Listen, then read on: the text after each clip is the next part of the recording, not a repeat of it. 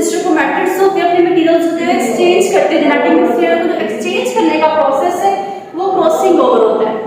उसके बाद हमने देखा है कि प्रोफेज में क्या होता है कि न्यूक्लियर इन्वेलप जो होती है वो डिसअपीयर हो जाती है। ये आपको नजर आ रहा होगा, इसमें सारे के सारे स्पिंडल फाइबर्स आपको नजर आ रहे हैं जो सेंट्रोसोम से निकलते हैं, उसके सारे धागे पास आपको जो निकल रही है आपके पास क्या स्पिंडल फाइबर्स हैं। तो इसमें क्या हो रहा है कि जी ये जो न्यूक्लियर इन्वेलप है वो ब्रेक डाउन कर रहा है। तो इसकी ना प्रोसेस को अगर आपने बिल्कुल याद रखने का मेथड है कि अगर आप इसकी डायग्राम करते हो तो कभी भी नहीं भूलेगा आपको, उम्मीद करती हूँ। अब हमारे पास नेक्स्ट पॉइंट है मेटाफेज 1 क्या होता है।